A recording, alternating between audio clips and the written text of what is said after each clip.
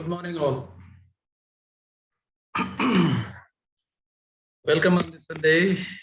Today we'll be talking about cyber attacks. And as usual, can you hear me what I'm speaking? Everyone, anyone? Yes, please tell me. Hello. Yes, we can hear you. Okay. Yes, it is fine. We can hear you. Thank you very much. Thank you very much. So last week I was talking about the basic stuff. That is about the CCNA, Cisco Certified Network Associate. It's a very basic level exam, which we may require that to understand the cyber things, cyber attacks, or even if you would like to pursue your certifications towards the any IT certifications like that. When you try to go for a cloud, or you would like to be in the data center maintenance, or you wanted to be working in the ISP level environments, if you wanted to work in some other MNCs, which has been doing some like, the Capgemini or Accenture or any company, when you try to be into that IT department, you just require this training. Means this is actually, that was the one which I was talking about, the very basic things, fundamental things, which you require for anything to pursue your career towards any IT certifications as well. So if you like to go for kind of a database applications, database administrations, server administrations like Linux administration, Windows administrations, or you would like to do something on a Google certifications like that, GCP certification, AWS certifications, and Azure certifications, anything, whatever you would like to go for it, you require the basic understanding of the network, and routing and switching is very much required for it. That's what I would like to, stress on that. Without having the proper knowledge on the routing and switching, you will not be able to do any kind of a security operations at all. That is not at all possible. You should know about what is the IP address and what is the subnetting scheme has been, how does it been, the subnetting has been done, and what are the security parameters which we can activate on the routers and switches, how the inter-site connectivities are happening through the ISP level network, because the attacks which are coming from the internet only, mostly 99%, I can just say that. So you just need to know that how the sites are being formed, how the router is getting configured on that, what is the IP address, what protocols we are going to use that, what is the basic level troubleshooting which we can done on routing and switchings. When things goes wrong, like sites are not getting connected, people are getting, complaining about that certain servers are not applicable like that. So you just need to do the basic level network troubleshooting need to be done. You come to the cyber attacks, because the things which are happening on the locally, maybe like it's a topological issue. Some of the links are down, some links are not coming up at all. That is something is going like completely fluctuating here and there.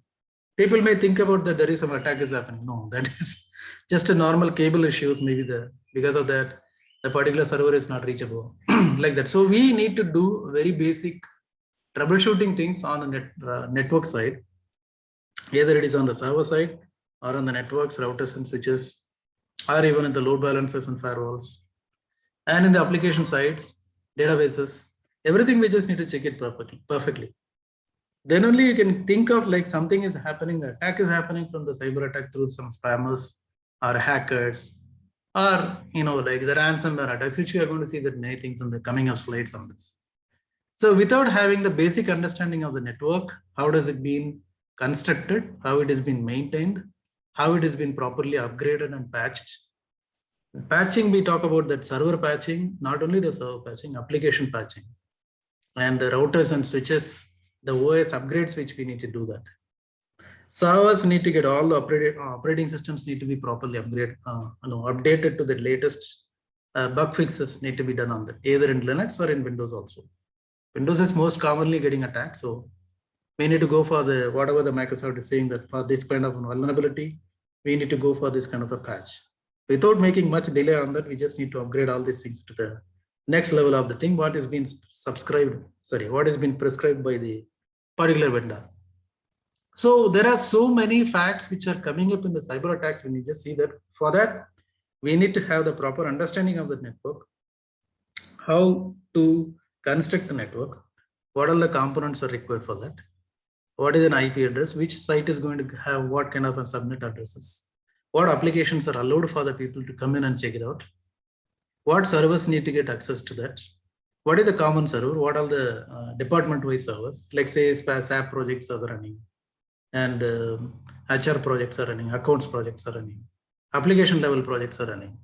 Like many other projects are running. Every other project, the people doesn't need to have all the requirements, all the server connections, it's not required for them. So what we need to do, we will be giving the access only to the people who are working on a SAP project, only the SAP people like that. So this is nothing but the department-wise, internal, company level access list. We just need to create that. That access list is the very basic thing which we talk about the security on the IT networks which you talk about. Like access list is a very basic thing which I'm talking about in the Cisco. The similar way of doing the access, access controlling, which we can do it in the other routers as well. Juniper has got something, D-Link and other companies has got something. So we just need to understand that how the access list has been written. Why we are writing access list? It is not for the access list. We are not writing it anything for a attack which is happening on that. Access lists are not enough for to, like stop the attacks or something. Very basic level. It is a very preliminary level of blocking things. So that is starting from that level, I'm telling you. When it comes to that attack which is happening on the layer 7 level, in the sense, we may not be able to do it with a simple access list. We may have to go with the port numbers and other things. So that is a basic thing. So when you build a network, then you'll go for an access list. Access list is a basic first level security which has been made for your network. Got it? So once you made the proper basic things, then you write about something on the natting and patting. We'll normally do that. Network address translations and the port address translations. Network address translation and port address translation used for mainly because of to save the IP addresses. Okay, I understand that. But what we need to know that we are securing our network from unwanted intruders to come into that. Because they just need to know that what is the IP address the persons are using, that what subnet informations are there inside the network. Then only they can point out that attack and they can make the attacks happening on that. So when it is coming into the private addressing scheme, in the sense, the people could not able to find out that what addresses are there, because 172.16 series will be all over the world. It's available. How do they go and attack it on the particular network or something? It is impossible. So security is also one other thing that which we need to know that with as a benefit of the NATPAT configurations. So access list configurations, NATPAT configurations, private addressing and public addressings, port and TCP port and protocols. These are all being taught in the CCNA itself. That is a very basic level understanding. We just need to have that. So once you have that basic understanding of that, it's very easy for you to move to the next level of securing your network. Securing my network in the sense, I just put my firewall. Okay, I'll write some access list, I write some NAT padding and other things. I do it everything on internally. I'll run it with the private addresses only. I'll properly map all the peoples on this. So that is not enough. We just need to do something more. Firewalls are required. In the firewalls, what we do normally, zones creations will do. Zones in the sense, normally we'll talk about the outside zone, which is open to the public internet for that. Inside zone, that is for only for intranet connections and other things. DMZ zone, these are all the three normal three zones which we talk about in any firewall which you configure. Either you take it as a Palo Alto, Checkpoint, Fortinet, ASA, Juniper, whatever it may be. These three basic firewalling concepts which you should know, that zones. So every zone has got its own limitations, and the attacks can be very much reduced by bifurcating the zones inside the firewall.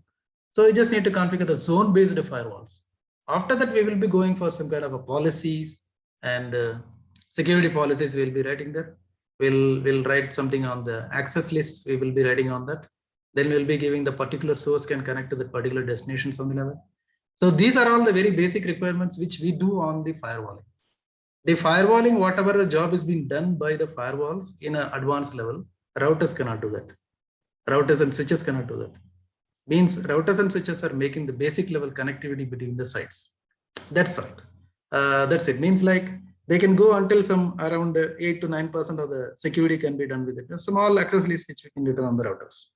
Not more than that.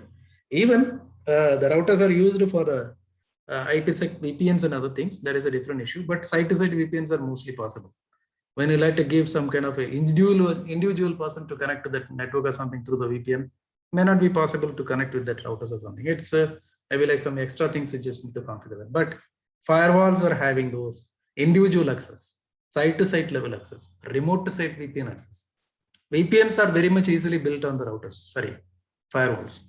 Firewalls are building the VPNs for site-to-site VPNs, remote-to-site VPNs, and web VPNs, SSL VPNs. You know, like they will be creating the VPNs and they will be terminating the VPNs on either side. So we just need to configure that firewall. This is the second level of security which we make. Okay, now we talk about that after that firewall. Okay, firewalls, every firewall is the same.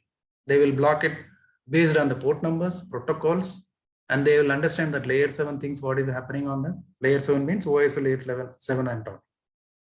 And we can create some zone-based firewalls. Okay, there is something more than that is required for you now, because we are talking about the level 4, layer 4 level we are talking about now. Now we need to talk about layer 4 to layer 7 level firewalls need to be configured. That is called as a web application firewalls. WAF it's called as. So in the WAF only, there are so many things which could not even predictable things are happening on the WAF. Means how do they attack us? What are the new kind of a virus and bombs they are creating it? What kind of a rootkits they are creating on that? What are the like malwares they are creating? How does the attacks are coming through the browsers? How does the attacks can happen through a normal VPN leaking? And how the vulnerabilities are caused by the applications which you are running on that. Means the database applications, third-party level applications, or any kind of a CRM applications, customer relation management applications. Like so many applications which we talk about, that everything has got its own vulnerability, which is inbuilt and it has been there. Because of it has not been properly sealed out, there are some loopholes over there. The spammers and attackers can identify the loopholes and holes, and they try to get and sneak into your network and they can start attacking now. Attacking in the sense what? They will take the control of the entire network on this and they can do anything they want.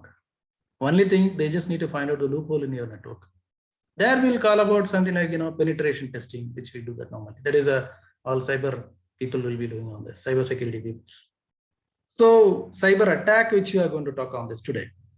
This may be containing some kind of, remediations and other things can be discussed, but I would like you to introduce that. What are the attacks are there? How many type of attacks can be done on that? And what all the attacks can come from where? What could be the resources? What could be the source? What could be the destinations? How we are going to protect our network from the cyber attacks? What are the application level attacks are happening? What is the browser level space attacks are happening? What could be the attacks can happen on the, identity and, theft, identity and access management on this. IAM will talk about that. And things which is happening on the database level attacks which are happening, injection level attacks which will happen. Like many other attacks, there are so many types of attacks are coming. Otherwise, most very much common, everyone, even in the general public also know about that. There is called as a ransomware. They will attack your systems and they'll take control of complete, then they will ask you money.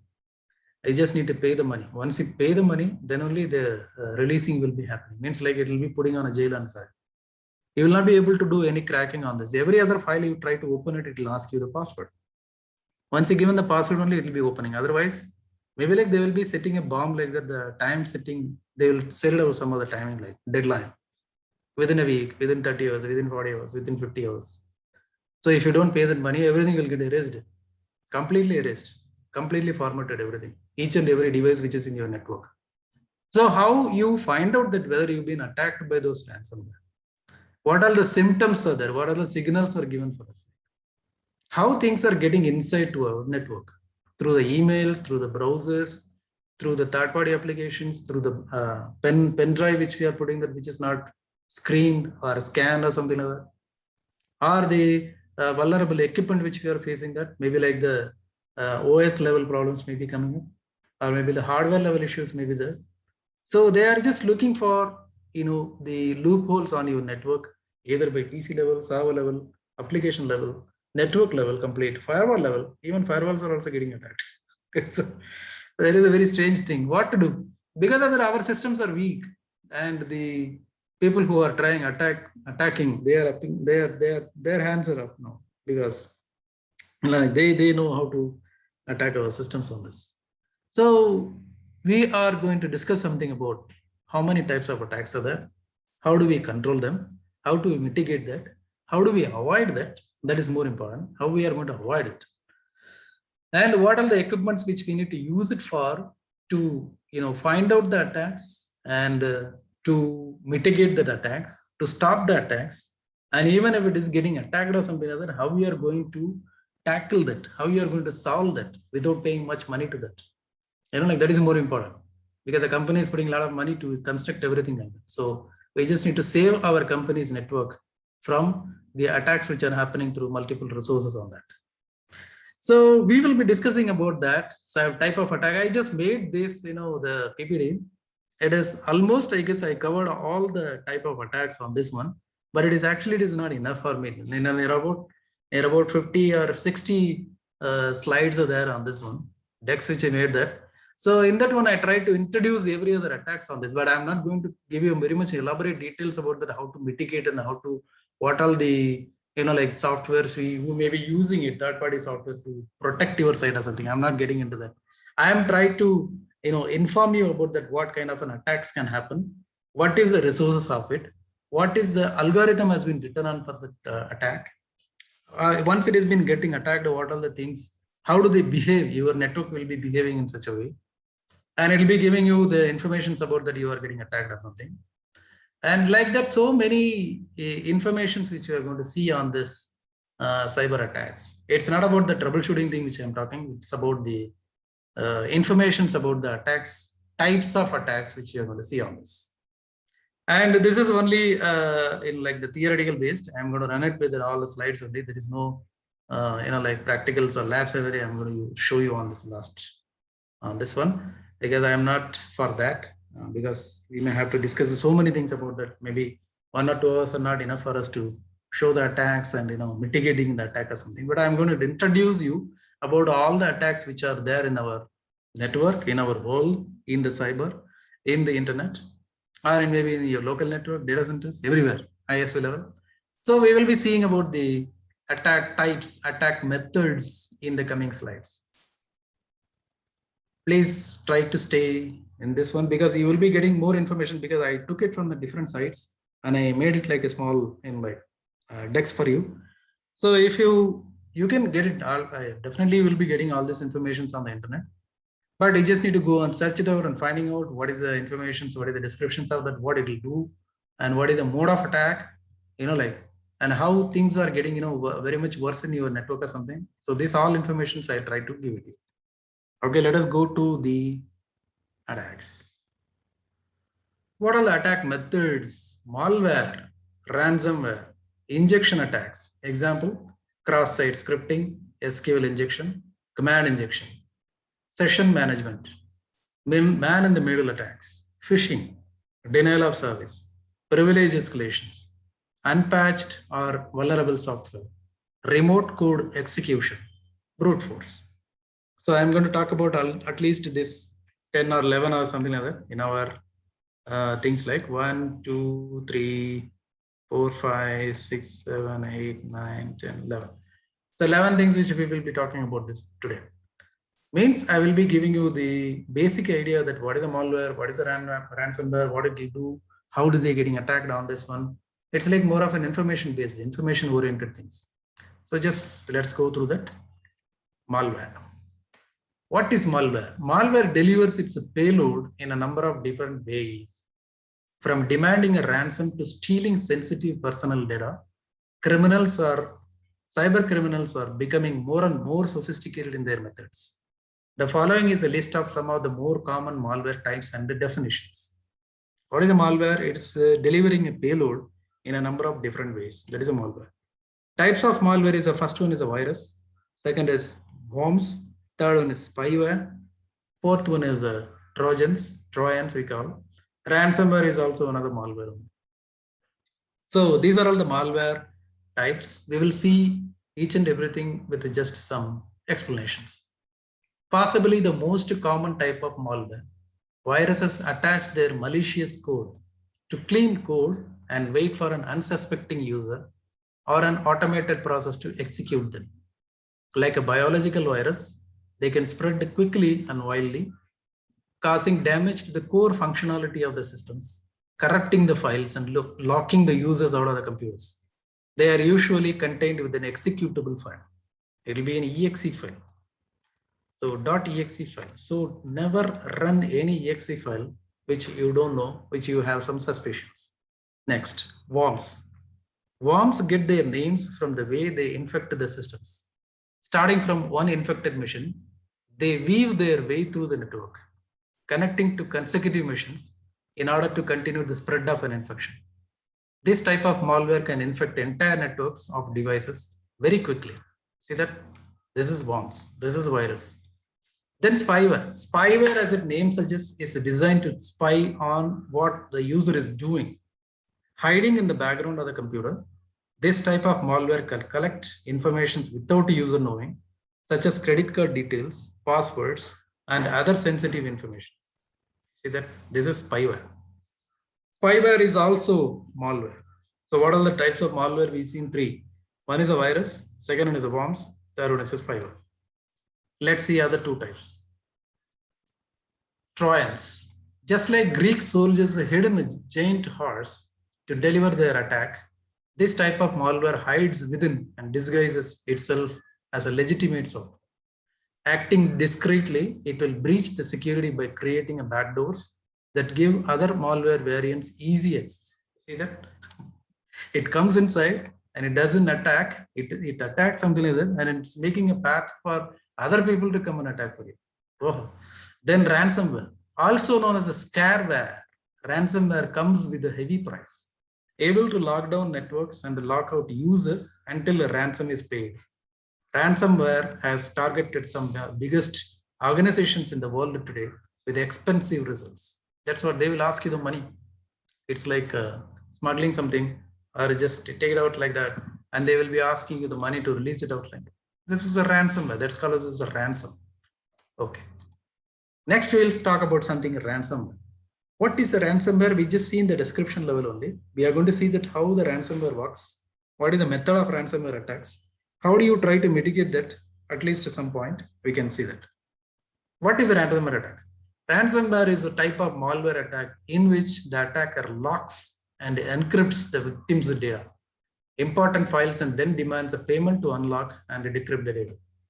This type of attack takes advantage of human, system, network, and the software vulnerabilities to infect the victim device, which can be a computer, printer, smartphone, wearable, point of sale terminal, or other endpoint. What is the point of sale terminal? That is nothing but our all the, like in the supermarkets and all, we are having that. There also they can go and attack it out.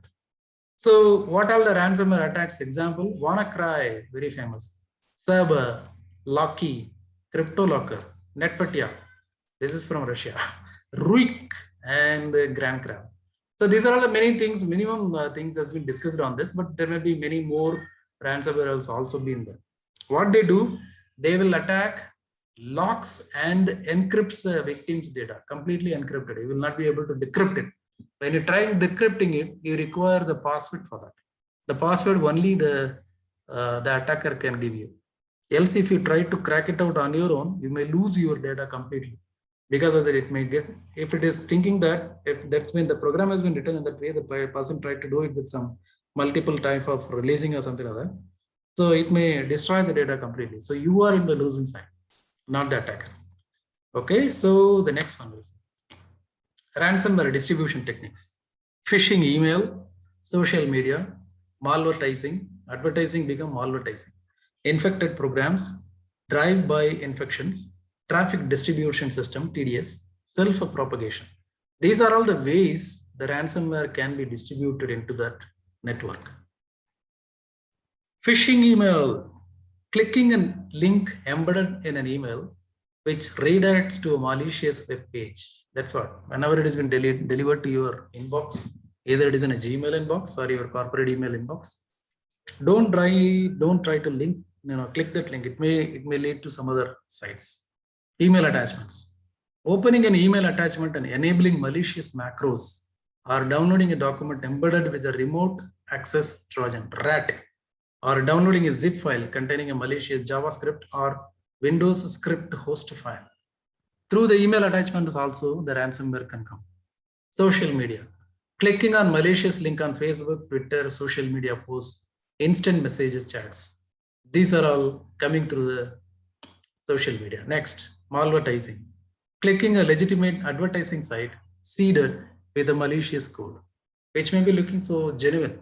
You're like, Amazon has got some kind of an offer. Flipkart has got an offer. Don't click that link. That offers are not given by Amazon and Flipkart. It has been given by them, like malware people. Next, infected programs. Installing an application or program containing the malicious code. Drive-by infections. Visiting an unsafe, suspicious, fake web page, or opening or closing a pop-up. Note, a legitimate web page can be compromised if a malicious JavaScript code is injected into the page's content. Traffic distribution system. Clicking a link on a legitimate gateway web page that redirects a user to a malicious site based on the user's geolocation, browser, operating system, or other filter. Self-propagation. Spreading the malicious code to other devices through network and USB drives. So these are all the ways that the ransomware can come into your network. Phishing email attachments, social media, malvertising, infected programs, drive-by infections, traffic distribution systems, self-propagation. So that is a 7-stage attack is happening. When ransomware tries to come into your network, how does it getting executed? Infection, first of all, ransomware is covertly downloaded and installed on the device. Second, execution. Ransomware scans and maps the locations for targeted file types, including locally stored files, and mapped and unmapped network accessible systems. Some ransomware attacks also delete or encrypt any backup files and folders. It doesn't even allow you to take the backup folders also. At least if people are having that kind of, the backup plans like daily backup or something like that, yesterday's backup, it is already at least available, but it'll be locking that backups also. You will not be able to get anything on the history. Encryption. Ransomware performs a key exchange with the command and control server using the encryption key to scramble all files discovered during the execution step. It also locks access to the data. That is an encryption. Then user notification. Ransomware adds an instruction files detailing the pay for decryption process, then uses those files to display a ransom note to the user. See that they will attack us, they will encrypt it, they will execute it, and they will notify you also. Whenever you're just clicking that file, it will show you, this is a notification for you. You just need to pay this money within this much minutes. Then clean up. Ransomware usually terminates and deletes itself, leaving only the payment instruction files. Once the job is done, then payment. Victim clicks a link in the payment instructions, which takes to the victim to a web page with additional information on how to make a required ransom payment. Hidden Tor services, that is the onion network, are often used to encapsulate and obfuscate these communications to avoid detection by network traffic monitoring. You will not be able to monitor it at all. When you are just clicking the link to pay that money, at least you just wanted to be, to come out of that attack or something like that, you wanted to pay it out, at least because your data is so much, worthy. So you would like to pay it in the sense when you try clicking that link to pay that, in the sense it goes to the Tor network.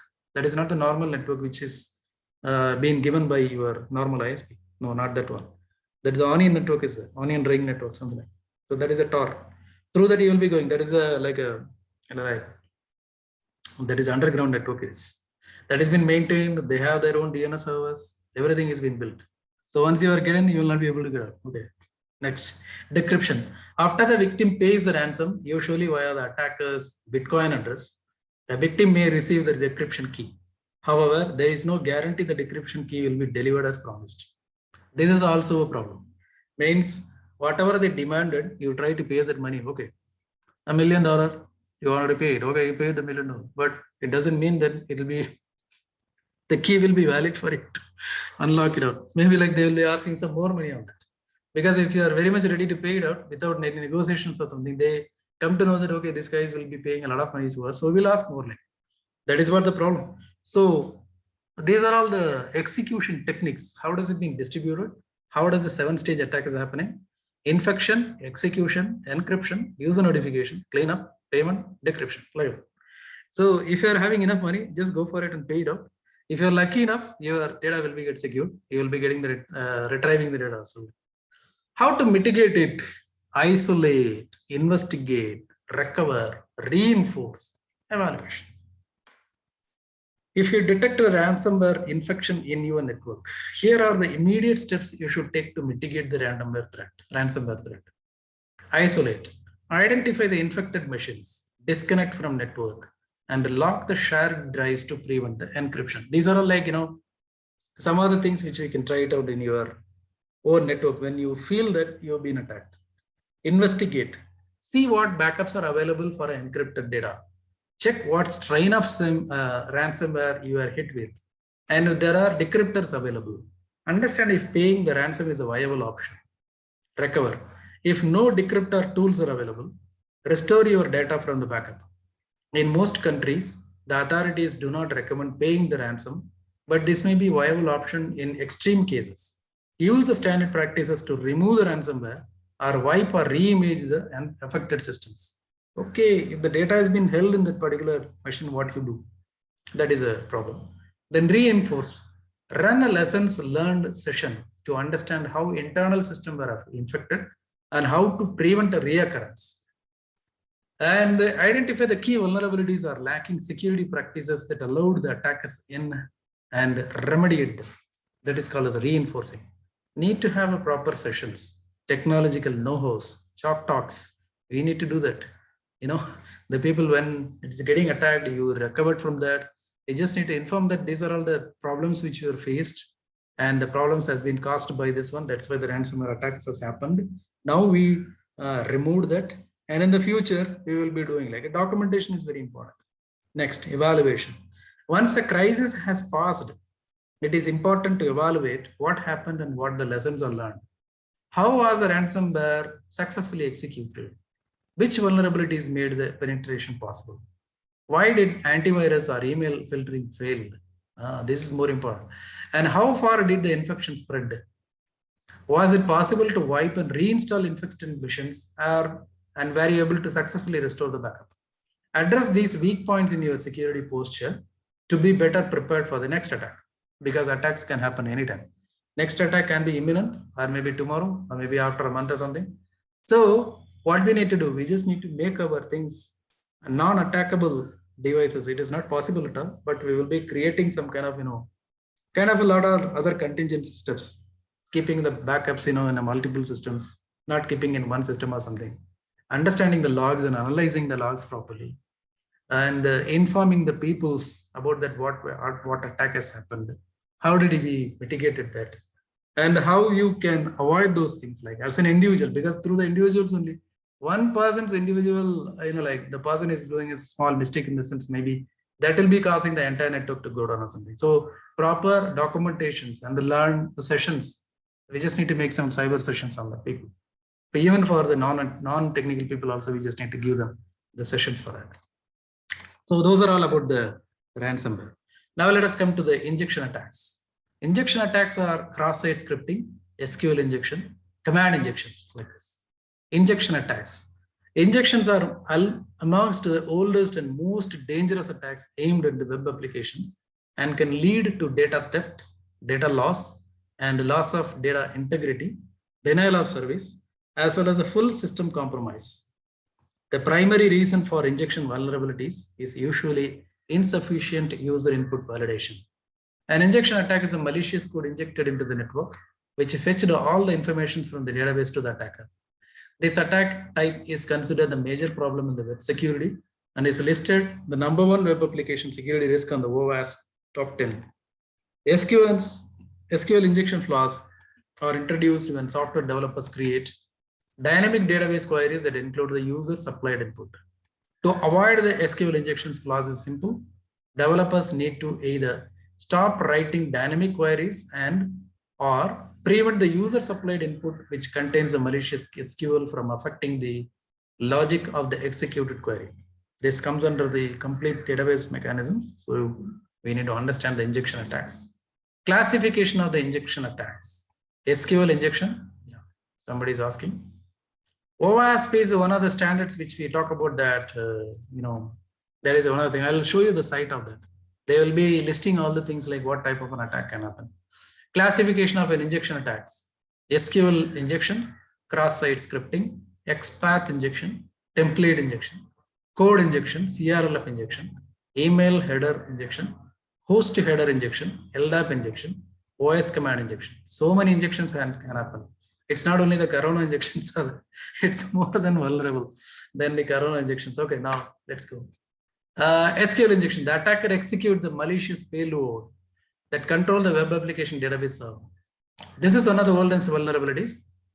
By leveraging SQL injection vulnerability, giving the right circumstances, an attacker can use it to bypass a web application authentication and authorization mechanisms and retrieve the contents of entire database. SQL injection can also be used to add, modify, delete records in a database, affecting the data integrity. Impacts of SQL injections are authentication bypass, information disclosure, data loss, data theft, and data integrity loss, denial of service, and at the time of systems compromise. Cross-site scripting. These are all actually, we can do every other injection attacks through the Kali Linux. It is possible. It is inbuilt with every other attack types are possible. We will set it up in our own VMware environment. We will try attacking it. Then we'll try mitigating it. That's why we can learn the things, how their things are getting attacked on. So in a cross-site scripting attack, malicious scripts are injected into the web page and are executed what the page is visited by the user. When the page is visited by the user. XSS attacks occur when an attacker uses the web application to send a malicious code, generally in the form of browser-side script, to a different end user. Flaws that allow these attacks to succeed are quite widespread and occur anywhere web application uses the input from the user. Within the output, it generates without validating or encoding. XPath injection. Similar to the SQL injection attacks, XPath injections attack websites that operate on a user-supplied information to construct an XPath query for XML data. An attacker can inquire detailed information on how XML data is structured or access the data that is not normally accessible by sending the malformed information to the website. Apart from this, these vulnerabilities can also elevate the attacker's privileges on the website if the XML data is being used for authentication, such as XML-based user file. Template injection. It's another type of injection. Attacker submits a malicious code that is executed from an application, takes user-supplied input and transforms into the file according to the template, such as generating a custom welcome page for the new user. That is a template. Code injection. As the name signifies, this attack introduces a malicious code into the application, which is capable of compromising database integrity and or compromising the privacy properties, security, and even data correctness. It can also steal the data or bypass access and authentication control. A code injection to any application can lead to a full system compromise, causing the plague to the system. CRLF injection, email header injection. These two things we'll see. The term CRLF signifies carriage return line field, usually denoting the termination of the line.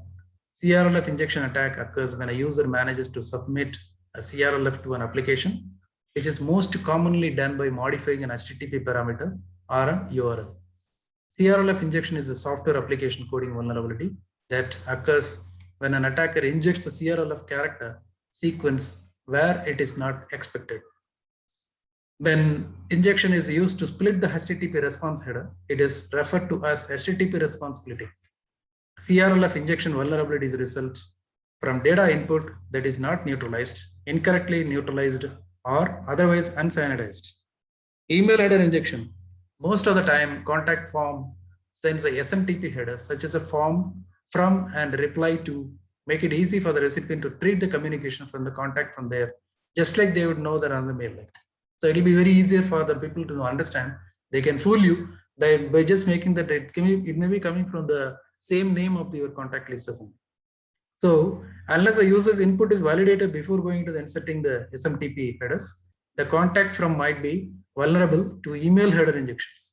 That is also called as a SMTP header injection. This is because an attacker may be able to inject additional headers into the message, thereby instructing the SMTP server to carry out different injections than intended. Such attacks usually lead to information disclosure and spam relay. Host header injection and OS command injection. The host header specifies which website or web application should process an incoming HTTP request, and the web server uses the value of this header to dispatch the request to the specified website or applications. As a common practice, hosting several websites and web applications on the same IP address, most web servers are configured to pass the unrecognized host header to the first virtual host in the list.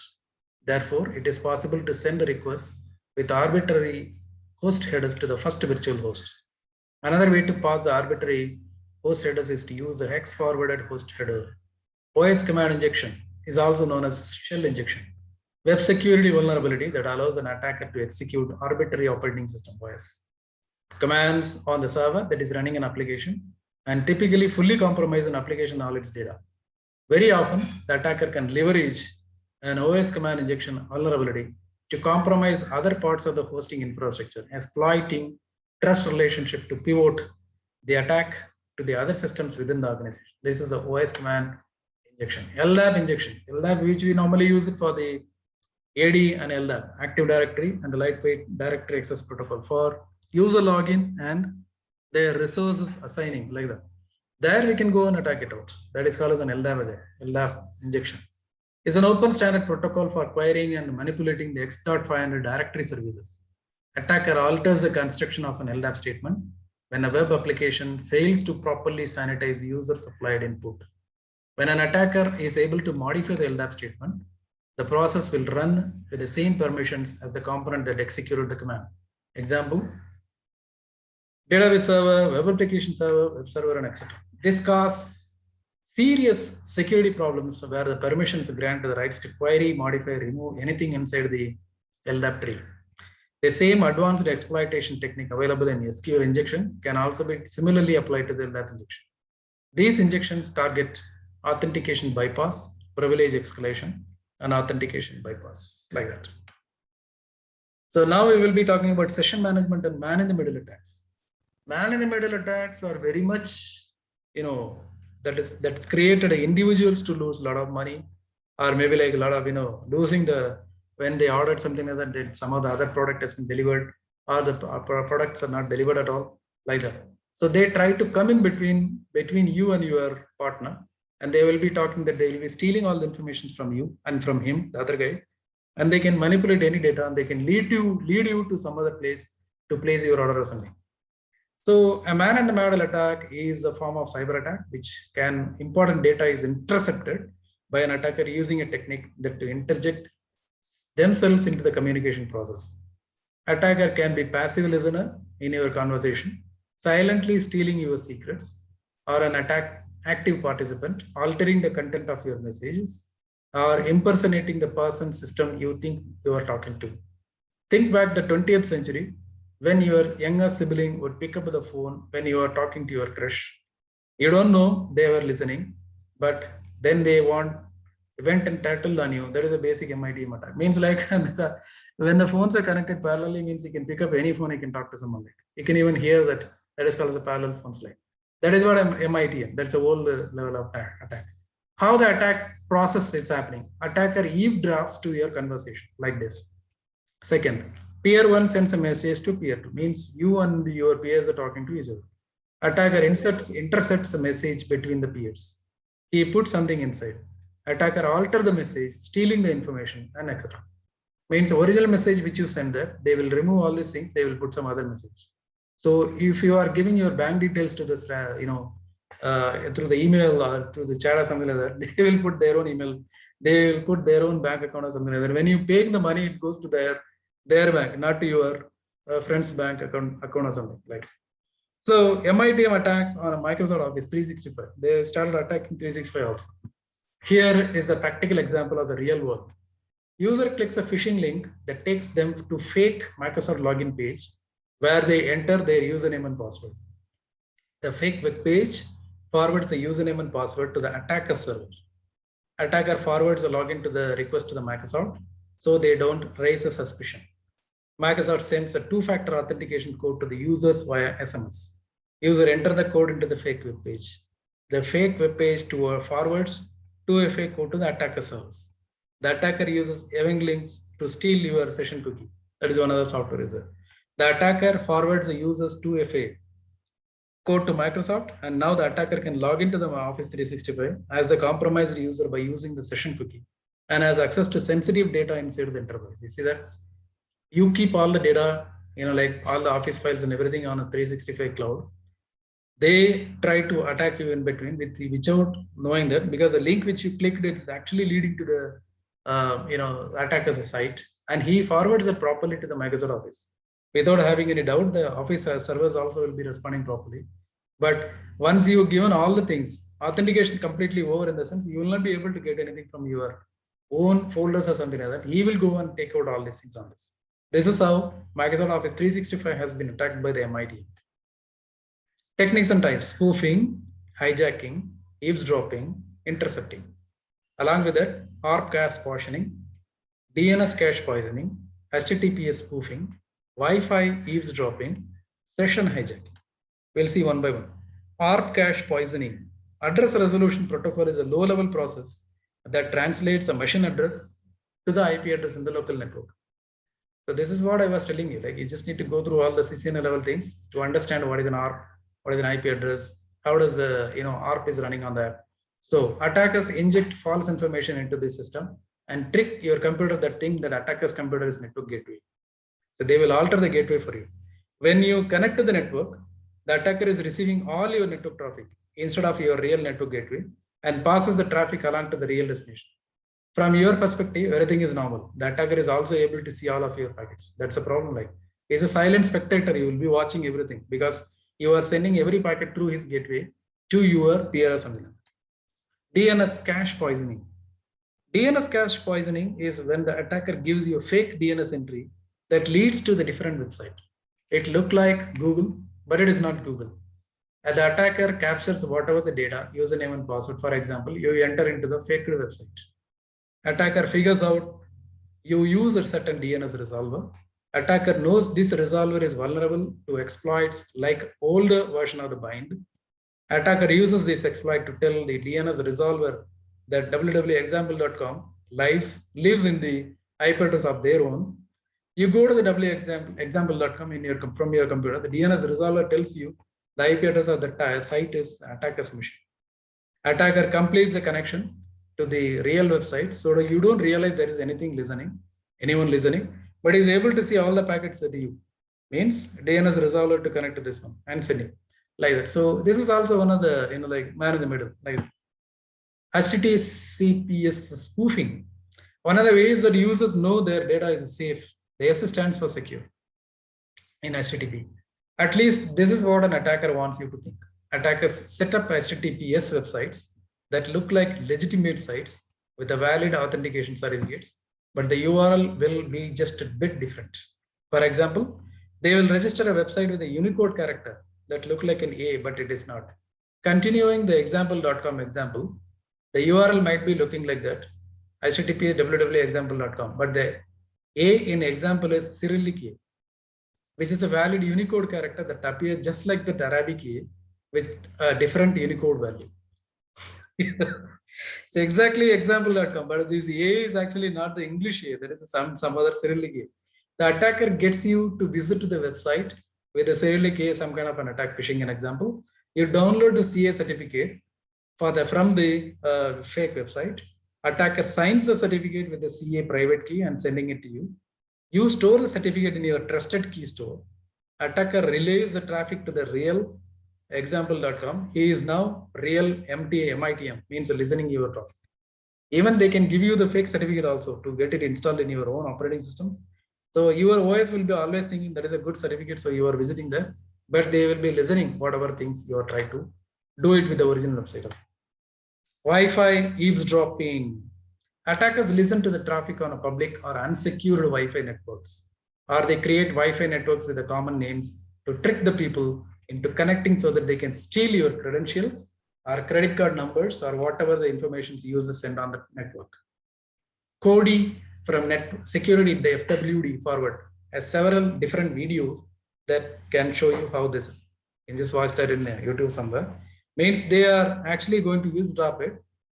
How an end user can identify any code in the URL? It is not possible for us. It is not possible for end user to know about it is a attacker's URL or original URL. That's the job of the security, cyber security guys need to understand that. That is why cyber security experts need to be employed in your company to understand that what is type of attacks can happen. Okay, next, session hijacking. Session hijacking is an MITM attack where the attacker watches for you to log into the web page, banking account, email account, for example, and then steals your screen sessions cookie to log into the same account from their browser. This is attack we demonstrated in the live cyber attack workshop we mentioned previously. Once the attacker has your active session cookie on their computer, they can do whatever you could do on the website. Our guy attacker could transfer all your savings to an offshore account, buy a bunch of goods with your saved credit card number, or stolen mission session, infiltrate your company network, establish a stronger foothold that your network. Can endpoint solutions of Centillion or CrowdStrike detect such any codes? These are all the things we just need to see our the documentations of the particular software which you are using on this.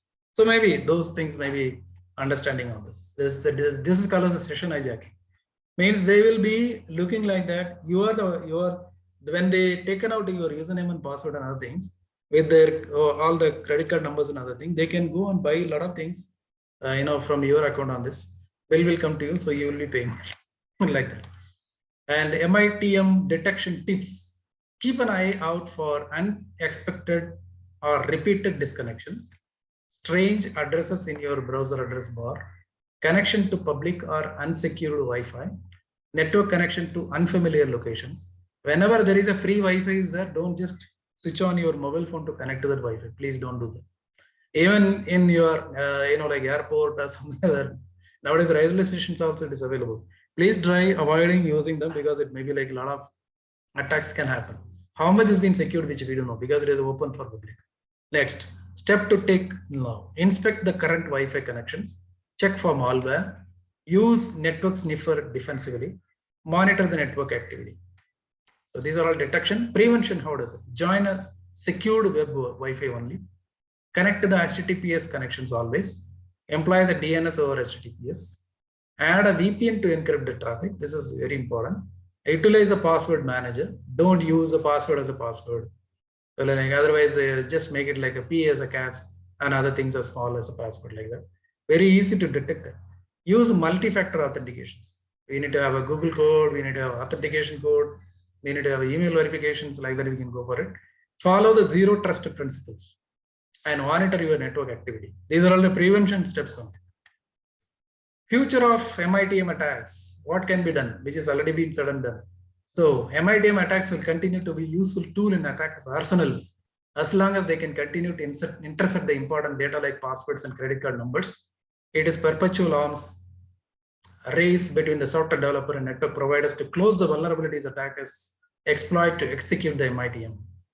Take to the massive proliferation of Internet of Things over the past few years. IoT devices don't yet adhere the same security standards or have the same capabilities as other devices, which makes them more vulnerable to the MITM attacks. You see that IoT devices, fan, washing machine, what is that?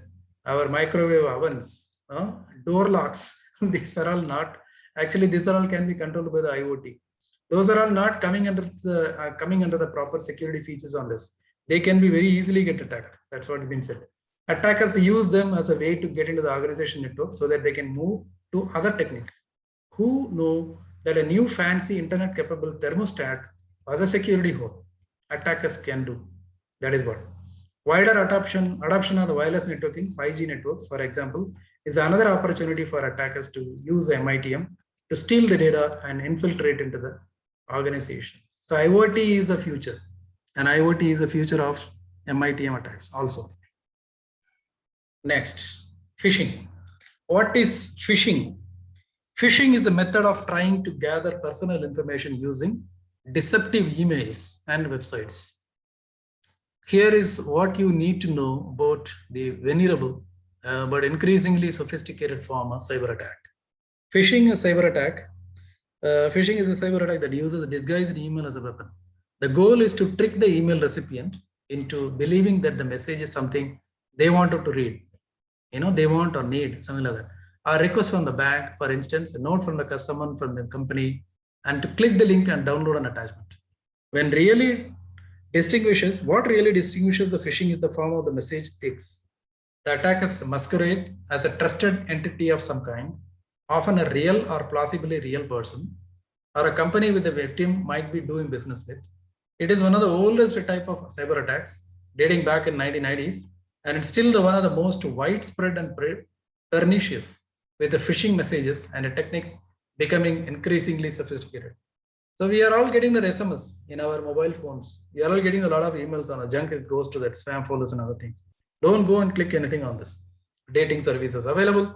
Like Flipkart has given some, it's giving you like 1,000 air tickets to you freely, something like that. So these are all definitely net for you. Don't fall on that. So number one, the legitimate websites are cloned. Second, login pages changed to a point to be credentials thrilling script. The modified files are bundled into the zip file to make a phishing kit. The phishing kit is uploaded to the hacked website.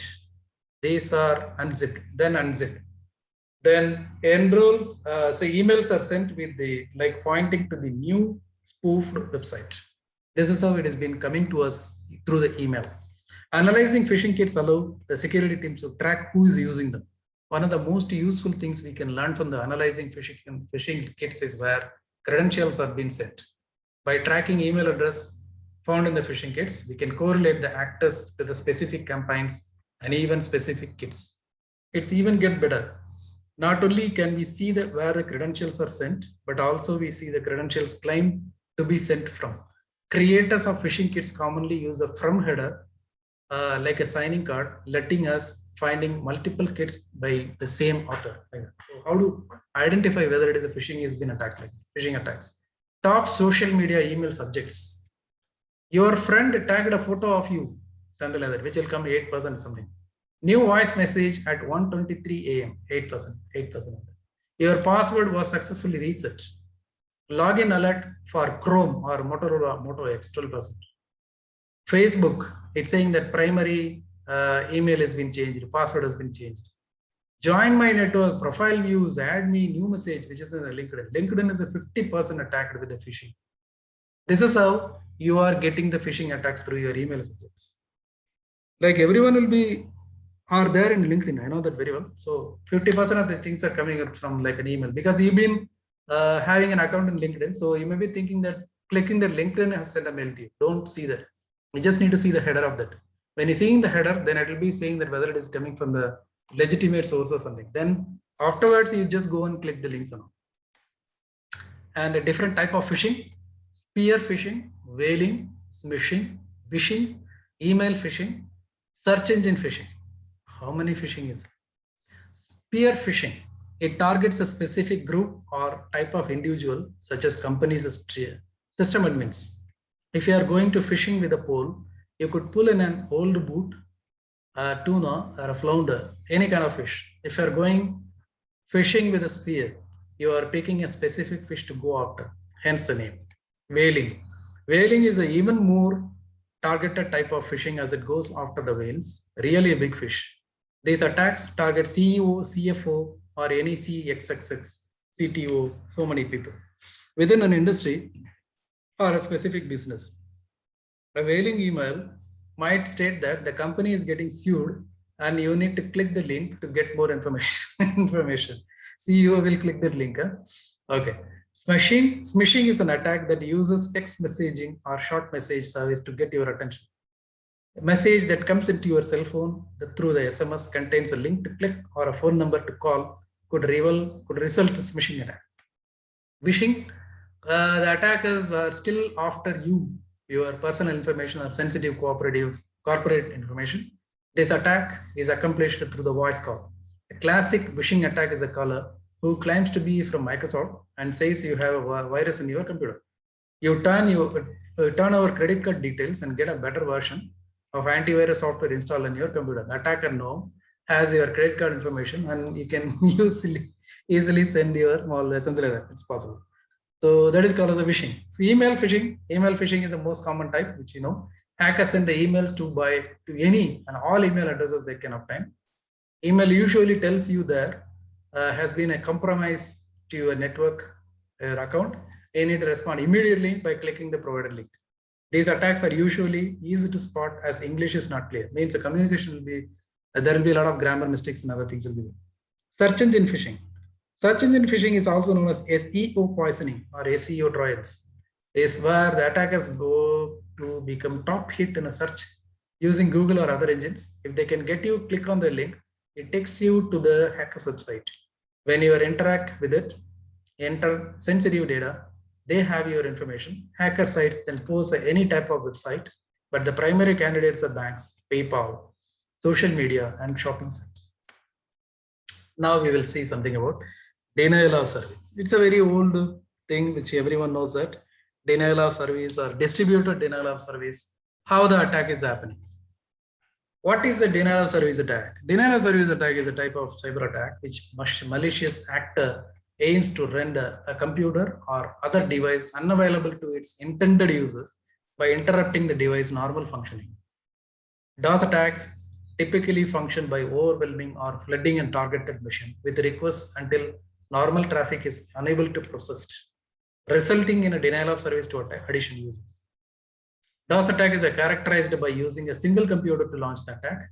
A distributed DOS attack is a type of attack that comes from many distributed sources, such as a botnet DDoS attack. How does a DOS attack work? The primary focus of DOS attack is oversaturated the capacity of the targeted machine, resulting in a denial of service to additional requests. The multiple attack vectors of DOS attack can be grouped by these similarities. DOS attack typically fall into two categories. One is buffer overflow attack, another one is flood attack. An attack type in which memory buffer overflow can cause a machine to consume all available hard disk space, memory, or CPU time. This form and exploit often results in a sluggish behavior, system crashes, or other deleterious server behaviors, resulting in a denial of service. Flood attacks, by saturating the targeted server with an overwhelming amount of packets, a malicious actor is able to oversaturate server capacity, resulting in denial of service.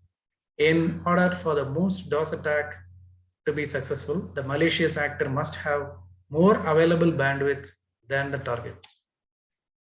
Few common historic DOS attacks include Smurf attack, ping flood, ping of death. Smurf attack, previously exploited DOS attack in which a malicious actor utilizes broadcast address of vulnerable network by sending the spoofed packets, resulting in the flooding of targeted IP address. Ping flood. This simple denial of service attack is based on overwhelming a target with an ICMP ping packets. By inundating the target with more pings than it is able to respond to efficiently, denial of service can occur. This attack can also be used as a DDoS attack.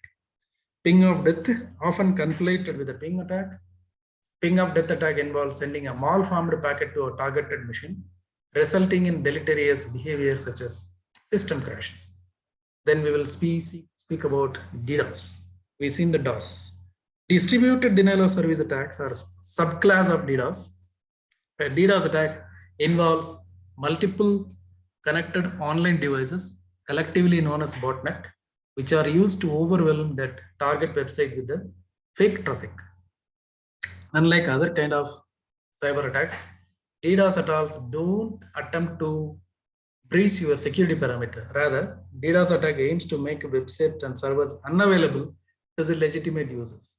DDoS can also be used as a smoke screen for the malicious activities and to take down the security appliances, breaching the target's security parameter. Successful distributed denial of service attack, that is a DDoS attack, highly noticeable event impacting an entire online user base. This makes a popular weapon of the choice to activists, cyber vandals, extortionists, and anyone else looking for to make a point and a champion for a cause. It is not about to, like attacking something on your system or something like that, but it is making the legitimate users not to log into your device. Means it's totally unavailable. Say, for example, Amazon.in is not available in the sense like people cannot do any business with them. So it's like, another way of attacking. DOS versus DDoS. What is the difference between these two? Regular and distributed denial, like substantive. DOS attack perpetrator uses a single internet connection to exploit server software vulnerability of thread, and usually an attempt to exhaust the server resources. On the other hand, distributed denial will be like launched from multiple connected devices. These multi-person, multi-device barrages are generally harder to deflect, most due to sheer volume of devices involved. Unlike single source, they target network infrastructure in an attempt to saturate it with the source huge volumes of traffic. DDoS attacks also differ in a manner that of their execution. Broadly speaking, denial of service attacks are launched from home-brewed scripts like DOS tools, low orbit ion cannon, while DDoS attacks are launched from botnets, large clusters of connected devices, cell phones, PCs, routers, infected with the malware that allows a remote control by an attacker. Reasons for DDoSing. Why the people are doing the DDoSing? What is the purpose of it? Hacktivism, cyber vandalism, extortion, business competition, cyber warfare, personal rivalry. So these are all the causes. So the largest network layer, like assaults can exceed hundreds of GBPs. However, 20 to 40 GBPs are enough to completely shut down most network infrastructures. We require that much of things. Hacktivism. DOS attacks means express the criticism of everything from governments to politicians, including big business and current events. If the hacktivists disagree with you, your site will be going down. Cyber vandalism is offered as script kiddies for their reliance on pre-made scripts and tools to cause a grief to fellow internet citizens. Means they try to test it out. Their bundles are used often bore teenagers looking for an adrenaline rush or seeking a vent to the anger and frustration against the institution. Schools are getting attacked by the students itself, or a person they feel like wronged them. Some are, of course, just looking for an attention and respect of their peers. Extortion. Increasingly popular motivation of the DDoS attacks are extortion, meaning cyber criminal demands money in exchange of stopping, not carrying out. Crippling DDoS attack. Several prominent online software companies, including Meetup, Bitly, Vimeo, Basecamp, have been receiving end of the DDoS notes, some going offline after refusing to succumb to the extortionist threats. Business competition. This is very important. DDoS attacks are increasingly being used as a competitive business tool. Some of these attacks are designed to keep the competitor from participating in a significant event like a Cyber Monday, while others are launched with a goal completely shutting down online businesses for months. On the way or other, the idea is to cause a disruption that will encourage your customers to flock to the competitor while also causing a financial and reputational damage. An average cost of DDoS attack an organization can earn to $40,000 per hour. Cyber warfare. State-sponsored DDoS attacks are used to silence the government, critics, and the internal opposition, as well as mean to disrupt the critical financial, health, and infrastructure services in enemy countries. So you do that one. You do it for other countries also. If you don't like the country, and the government can start attacking the another government in the same, they will be using the cyber warfare. Personal rivalry. DOS attacks can be used to settle personal scores or disrupt online competitions. Such assaults often occur in a context of multiplayer online games, where players launch DDoS barrages against one another and even against gaming servers to gain an edge or avoid imminent defeat by flipping the table. Personal rivalry. So these are all like, DOS and DDoS. We will speak about something on privilege escalations. This happens within the corporate network. Privilege escalation can be defined as an attack that involves gaining illicit access of elevated rights. Normal user, root user, normal user, and administrator user, like that. So elevated rights are privileges beyond what is intended or entitled for a user. This attack can involve an external threat actor or an insider. Privilege escalation is a key stage of cyber attack chain and typically involves the exploitation of the privilege escalation vulnerability, such as a system bug, misconfiguration, or inadequate access control. Vertical and horizontal privilege escalation. There are two broad categories of it. One is horizontal, one is vertical. What is horizontal? Gaining access to the rights of the another account, human or machine, with the similar privileges. This action is referred as an account takeover. Typically, this would involve low-level accounts, which may lack proper protection. With each new horizontal account compromised, an attacker broadens their sphere of access with the similar privileges.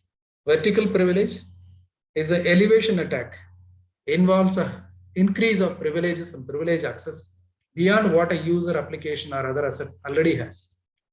This entails moving from low level to the high level, like that. Achieving the vertical privilege escalation could require attacker to perform the number of intermediary steps, executing the buffer flow attack and something like that, or to bypass or override the privilege controls and exploit flows. Something like that. In 2020, elevation of the privilege vulnerabilities compromised 44% of all Microsoft vulnerabilities, according to the Microsoft Vulnerability Report 2021. Common privileged escalation attack methods: credential exploitation, privileged vulnerabilities and exploits, misconfigurations, malware, social engineering. We'll see that. Credential exploitation. Valid single-factor credentials will allow typical user to authenticate against the results. However, if a threat attack actor knows the username, obtaining the account's password becoming the hacking exercise. Often, a threat actor will first target the system administrator.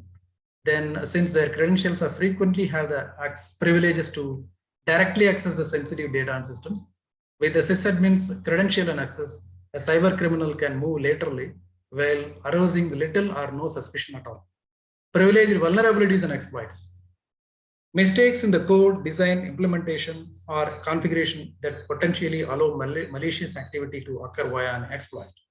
Vulnerabilities can involve operating system, applications, web applications, infrastructure, and so on. They can also involve protocols, transports, communication between resources from the wired network, Wi-Fi, and tone-based radio frequencies. Misconfigurations, configuration flaws, are another form of exploitable. Remediation, just mitigation. If the flaw is severe enough, threat actor can gain root or administrative privileges with a minimal effort. Configuration errors in cloud resources represent rapidly growing source of privileged attacks. Malware, which we already seen that what is the complete malware and other things. Social engineering. Social engineering attacks capitalize the trust people have in the communication, voice, email, text, and other things addressed to them. If the message is well crafted, potentially even spoofs someone trusted, then the threat actor has already succeeded in the first step of it. How to prevent, mitigate privilege attack, escalation attacks? Fully manage identity lifecycle. Use a password management solution. Enforce the least privilege. Fully manage identity in the sense, including the provisioning and deprovisioning of identities and accounts to ensure there are no orphaned accounts that could be hijacked. That's what. If a person leaving your company in the sense, immediately his account need to be terminated completely. Every other systems, wherever he logged in, everything should be wiped out. Use a password management solution. Strong credential management practices, discovery, vaulting, central management, check-in, check-out, like that, for both on human machines and machines. This also entitled eliminating the default and hard-coded credential. Enforce the least privilege. Remove admin rights from users and reduce application and the machine privileges to the minimum required. Just-in-time access should also be implemented to reduce persistent or standing privileges. Other things, apply the advanced application control, monitor and manage, harden the systems and applications, vulnerability management, secure the remote access. 8 points are there in this. Apply the advanced application control, communications, privilege elevation terms, monitor and manage. All privilege sessions need to be quickly monitored. Harden systems and applications. I just need to harden the application. OS hardening is like the application hardening need to be done. Vulnerability management, such as patching, fixing misconfigurations, eliminating the default or embedded credentials like that. Secure the remote access. Always it should be monitored, managed from any form of privileged access since attacks can occur horizontally or vertically to exploit the privileges. Next, we'll talk about unpatched vulnerabilities. Unpatched in the sense what? Bugs are not properly fixed. Even the vendor is coming up to you to saying that email that saying that you just need to do the upgradation need to be done, patching need to be done, updates has to be run on your certain hardware, software, and other things which you are not doing there in the sense that will be causing the vulnerability. What is patching? Patch is a set of modifications to the computer program, or it's a support data developed to revise, remediate, and update. Set of modification is specifically designed to remediate security vulnerabilities and other bugs. Patches are often written in a manner to improve the functionality, performance, security of a program. Elaborating the process of patching allows the modification of assembled machine language object programs when the source code is unavailable, something like that. Also, although designed with the intention of fixing the problems and known bugs, poorly designed patches can sometimes introduce a new problem. Further, in unique cases, updates may knowingly break the functionality or disable a device. For instance, removing components which update provider is no longer licensed. As one may imagine, it is important for an organization to stay ahead of the patch management lifecycle of any software programs in use. The process of patching is never ending, or at least as long as the software is in use. Preliminary patching. See this? In particular business scenarios, patches hold the potential causing unintentional damage or disruption when applied. This is something that may discourage organizations from applying them, especially with the respect of to the critical business systems, which may be where maybe any downtime may cost them severely. As one might imagine, this can be major deterrent for an organization that many may reason for that it can go loose or addressing the unpatched vulnerabilities. Regrettably, this is the pattern of logic and reason that threat actors will look to the advantage, take the advantage when seeking to exploit the organization's network. Threat actors regularly seek the advantage of systems, having deployed latest security patches, deploying the malware and the exploits.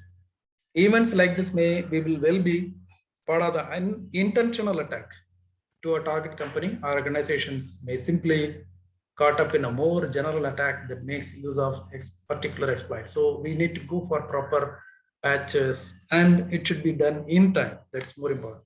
Remote code execution. Remote code execution is a class of software security flaws, vulnerabilities. RCE vulnerabilities will allow a malicious actor to execute any code of their choice on a remote machine over LAN, WAN, or internet. RCE belongs to broader class of arbitrary code execution, that is ACE vulnerabilities. It grows very rapidly, and probably ACE is a vulnerability. Remote code execution is one of the most critical vulnerability that can be found in any application. It is fatal to the application as well as the users alike, as it allows the execution malicious code in any application server. RCE is caused by the attackers creating malicious code and injecting into the server via input points. The server unknowingly execute the commands, allows the attacker to gain in the system. This is how it is being done. Writing the malicious script, attacker, malicious code has been sent to that, injecting the malicious code to the web server.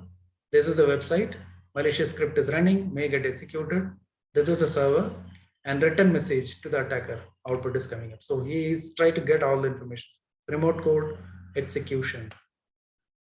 Impact of RCE vulnerability. Add, read, delete, modify the files, change the access privileges, turn on or off the configurations and services, communicate to the other servers. These are all possible when an attacker attacks it. How to prevent it? Timely patching or installation of the software updates is an essential preventive measure. Avoid using the user input inside the evaluated code. Don't use functions such as evaluation at all. Use safe practices for secure file uploads and never allow your user to decide the extension or content of the files of the web server. The last one, which we are going to see, it's nothing but a brute force attack, very common, and even the normal users, even not for the technical people, also getting attacked by this brute force attacks.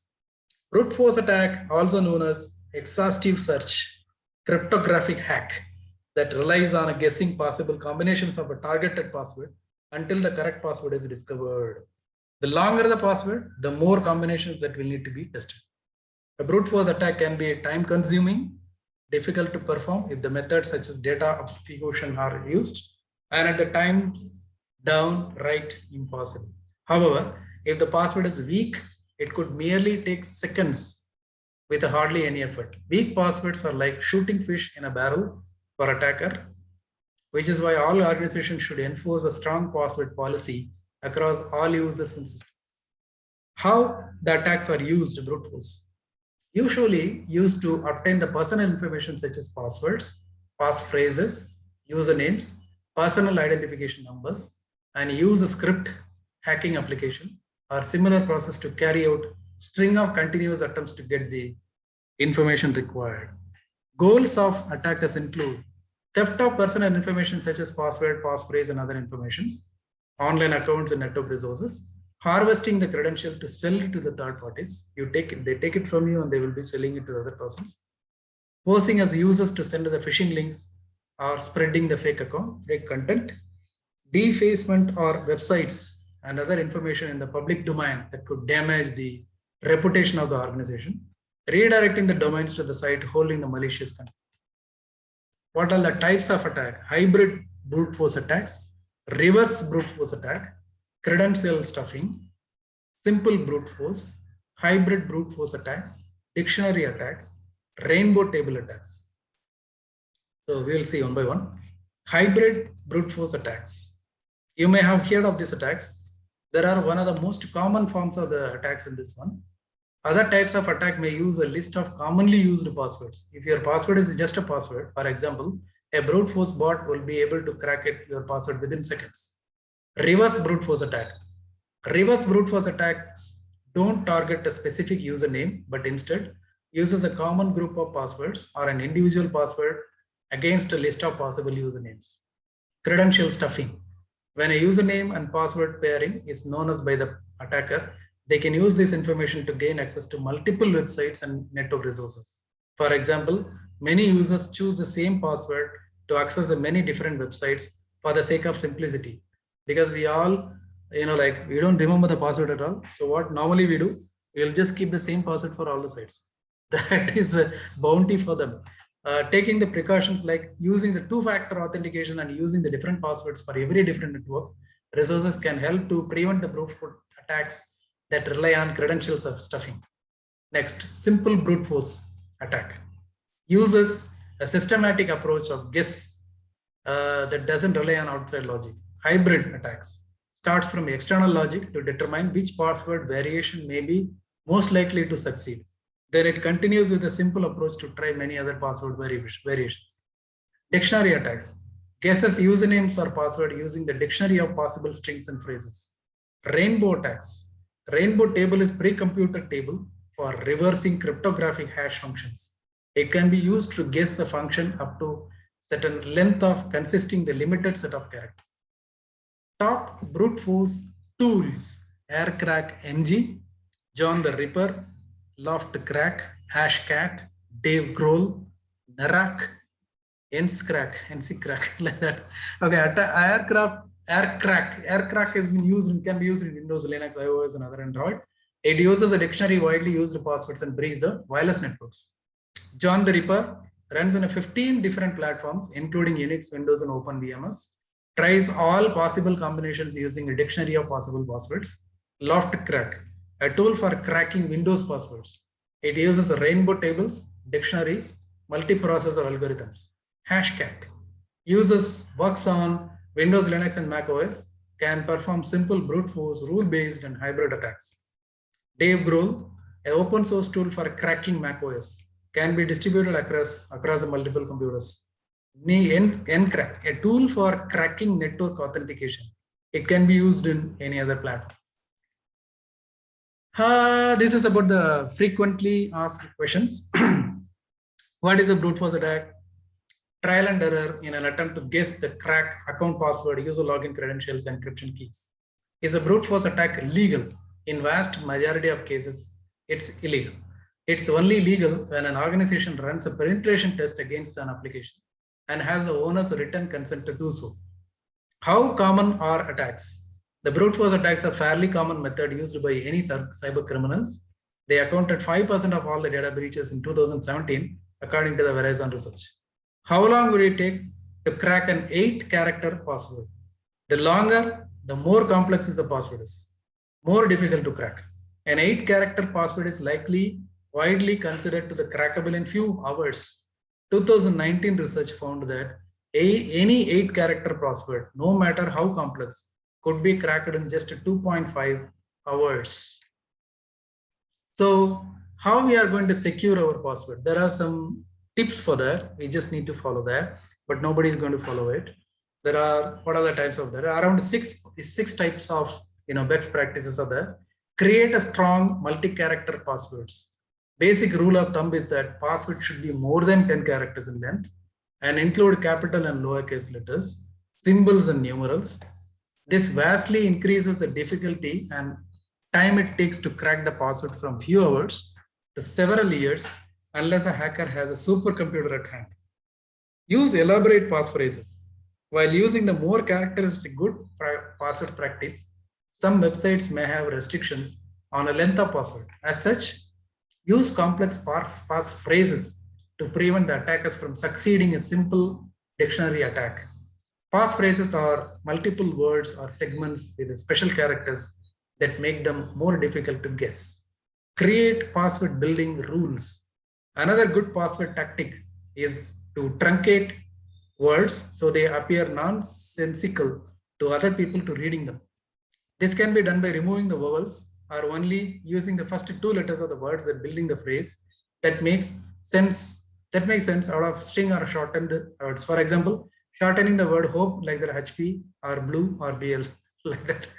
Okay, avoid the common using password. Frequently used passwords such as name, sports team, or simply password are extremely risky.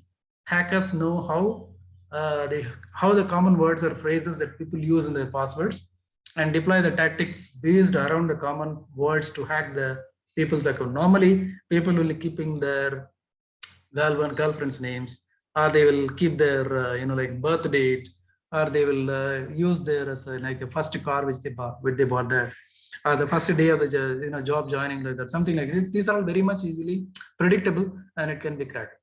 Then use the unique passwords for every account.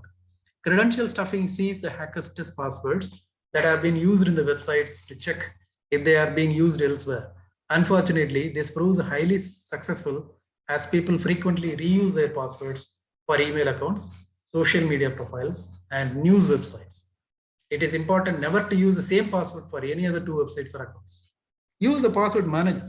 A password manager makes it easier for people to create safe, unique passwords for all websites they can sign into. It automatically creates a track users log into multiple websites, enabling the user to access all of their account by simply logging into the password manager. With a password manager, users can create long and complex passwords, securely store them, and not run the risk of forgetting, losing, or having passwords stored. So this is what the stronger password practices. Create a strong multi-character password, use an elaborate passphrases, create a password building rules, avoid common passwords, use unique passwords for every account, and use password managers. That's all. I come to the conclusion of this session. So we've seen all the types of attacks which can happen all over the world, and how you mitigate them, what are the types of attacks, how the attacks are gaining the control of your network, and how you can go and prevent it. Before preventing, you should be having the knowledge about that virus and what is the motivation behind that, why they are attacking you, and what is the use of that, how much vulnerabilities will be caused to your network, how much damages will be done into your network or something. So these are all the things which we just need to know that. Then only we will go for, preventing the things, mitigating the things after getting attacked, or preventing the things before the attack is happening, like that. So this is like an eye opener which I made it out on this. Maybe I missed out something else. Maybe like I'll be making one more, like one more session or something like that for all the attack methods or something. But these are all most commonly discussed and verified, and it has been taken in the CEH exams also, means Certified Ethical Hacker. In the certified ethical hacker, we will be studying something about what are the methods or the attack methods. How do you attack the system, well protected system? How do you find out the vulnerabilities? How do you find out the loopholes? And how to mitigate that? What all the things need to be taken as a precautions? And how the engineers and the non-technical staffs need to be properly trained for to be facing the threats which has been available at any moment of time in their life in the IT security somewhere there. So these are all being discussed in the CEH and the CompTIA certifications, and as well as when you go for a FIASM, that is the application security module, or if you just go for like a CCSK or CASSP, this is like an eye opener, because we are getting into, these are all the points we just need to remember that. Without knowing all these things, you will not be able to get into the level of CASSP or something. So you need to work on certain software, you need to work on some other companies like that. You just need to work out with some kind of firewalls and other things. You should be working on a web application firewalls. You just need to work on, because we discussed many other things which are coming up in the layer 7 only. Layer 7 is nothing but an application layer in the OS layer. So we need to have a proper knowledge about the attacks, operating systems, and vulnerabilities, and the patches, and the proper bug fixes. As a manager or as a senior guy, which you are coming up around 6 years, 8 years of experience or something, you will be having the hands-on on all the other equipments as well, other than your domain. So once you having the elaborate knowledge about the network and the security, then you can protect your network from any kind of an attack, or even if it is getting attacked or something, you know how to isolate and mitigate and solve the problem, which is not getting, not to get spread or something in your network. So this is a bit from my side that I can just give some, kind of an suggestions from my side. You can follow that. There are so many things are still there which we need to discuss. That I will be discussing that when maybe I'll be getting some time on sometime. And as usual, you can talk to me for any courses on cyber security, cloud levels, or network level, or firewall levels. Anything like whatever the courses you're looking for, you can talk to me on this number, and you can send an email to this tuckedout@gmail.com, and you can subscribe to my channel. That is youtube.com/c/Ramnath Keshav, and you can inform your friends, relatives, and colleagues about my channel. They can subscribe to that. So every week we will be giving you some kind of new things to discuss about the technical talk. This is going to be like. If you have any questions in your mind, or if you have any kind of things you would like to ask me, you are very much ready to ask. I am ready to answer that. And please give me your email addresses in the chat, Zoom chat, so that I will be sending you this, the PPTs and the recording of this complete entire session to your email address. Can I have your email addresses, please? I see some couple of people there. Hello. Okay. Patnaik, DS is given, Jayant is given. Like everyone can give it. You will be getting only the technical things only. You will be getting it from my side. You don't get spammed from either, because I myself is a cybersecurity expert. I will not be sending anything unnecessary information to you. So if you are looking for any course on security side, either it is a firewall or cybersecurity or CASSP and CCSK, you can come back to me and you can inform my sessions about with your friends and relatives, and they can subscribe to my channel as well. And people who are watching this on the YouTube, please put a comment on the comment section in the YouTube. So I will be answering this, and please don't forget to put your email addresses so that I can talk to you directly. Okay, thank you for attending these sessions. And if you have any questions, you can come back to me at any time on this, the methods which are given on my screen on something. So thanks all for joining today. And yeah, Bhupendra has given that. So everyone has given, I guess, yeah, so people are given that. If you have any questions on your mind, you can ask me now, or you can even talk to me anytime whenever you are free. I'm very much reachable on this WhatsApp cell and other things. So you can send an email at any time. I'll be answering that when I'm free. And please subscribe to my channel. Okay, then thanks for all the people who joined today. And as usual, I will be coming up with a new topic on Tech Talk on the next coming up Sunday. Thanks. Be safe. Corona vaccines are available. Please, people who are not vaccinated, please go and get vaccinated yourself. I'm waiting for my second dose. Okay. So people, whenever you're getting a chance, please go and get vaccinated yourself, so that you will be you will be get protected from the corona attacks. Okay, thank you very much for joining today. Bye, see you all. I'm ending this session. Thank you.